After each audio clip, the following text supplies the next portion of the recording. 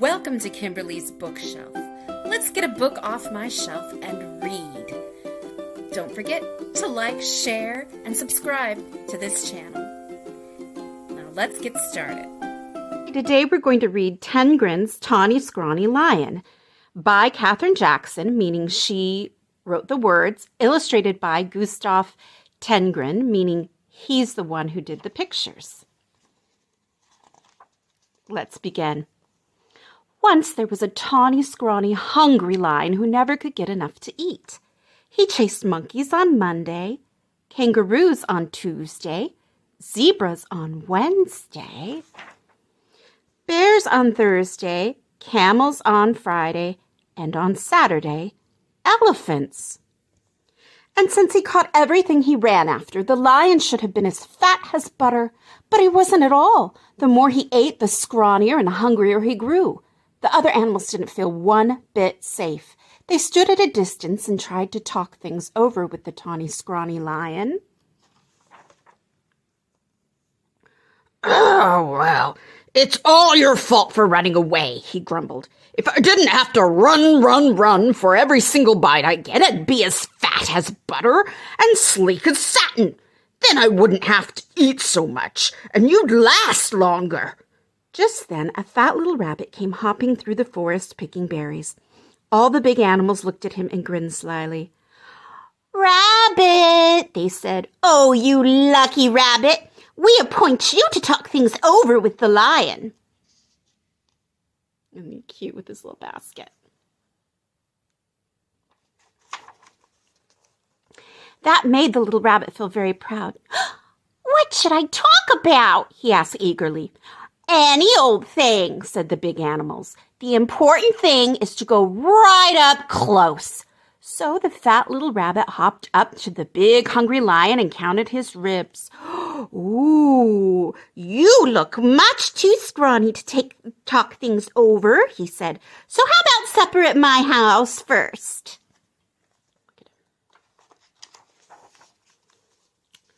"What's for supper?" asked the lion. The little rabbit said, "Carrot stew." That sounded awful to the lion, but the little rabbit said, "Yes, sir. My 5 fat sisters and my 4 fat brothers are making a delicious big carrot stew right now." "What are we waiting for?" cried the lion. And he went hopping away with the little rabbit, thinking of the 10 fat rabbits and looking just as jolly as you please. "Well," grinned all the big animals, "that should take care of Tawny Scrawny for today." Before very long, the lion began to wonder if they would ever get to the rabbit's house. First, the fat little rabbit kept stopping to pick berries and mushrooms and all sorts of good-smelling herbs.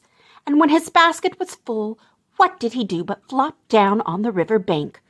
"Wait a bit," he said. "I want to catch a few fish for the stew."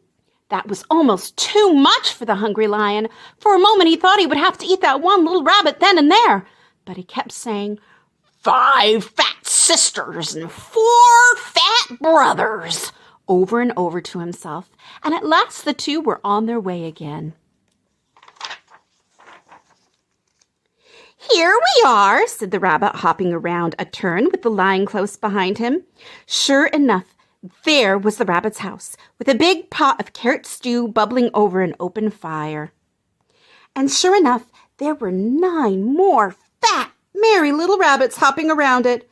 When they saw the fish, they popped them into the stew along with the mushrooms and herbs. The stew began to smell very good indeed. They're all so very cute. And when they saw the Tawny Scrawny Lion, they gave him a big bowl of hot stew, and then they hopped around so busily that really it would have been quite a job for the tired, hungry lion to catch even one of them. So he gobbled his stew, but the rabbits filled his bowl again, and when he had eaten all he could hold, they heaped his bowl with berries. And when the berries were gone, the Tawny Scrawny Lion wasn't scrawny anymore. He felt so good and fat and comfortable that he couldn't even move. Look, he can't count his ribs anymore. "Here's a fine thing," he said to himself. "All these fat little rabbits, and I haven't room inside for even one." He looked at all those fine, fat little rabbits and wished he'd get hungry again. Mind if I stay a while? He asked. We wouldn't even hear of your going, said the rabbits. Then they plumped themselves down in the lion's lap and began to sing songs. Oh my, they are so adorable. And somehow, even when it was time to say goodnight, that lion wasn't one bit hungry. Home he went, through the soft moonlight, singing softly to himself. He curled up in his bed, patted his sleek, fat tummy, and smiled. When he woke up in the morning, it was Monday. Time to chase monkeys, said the lion. But he wasn't one bit hungry for monkeys. Oh, no. What he wanted was some more of that tasty carrot stew. So off he went to visit the rabbits. On Tuesday, he didn't want kangaroos, and on Wednesday, he didn't want zebras. He wasn't hungry for bears on Thursdays or camels on Friday or elephants on Saturday. All the big animals were so surprised and happy, they dressed in their best and went to see the fat little rabbit. "Rabbit," they said. "Oh, you wonderful rabbit! What in the world did you talk to that tawny, scrawny, hungry, terrible lion about?" The fat little rabbit jumped up in the air and said, "Oh, my goodness, we had such a good time with that nice, jolly lion that I guess we forgot to talk about anything at all." And before the big animals could say one word, the tawny lion came skimping up the path. He had a basket of berries for the fat rabbit sisters and a string of fish for the fat rabbit brothers and a big bunch of daisies for the fat rabbit himself. "I came for supper," he said, shaking paws all around. Then he sat down in the soft grass, looking fat as butter, sleek as satin, and jolly as all get out, all ready for another good big supper of carrot stew. If you like that, why don't you join me for the Jolly Barnyard next? Have a great day. Don't forget to share, like, and subscribe to this channel.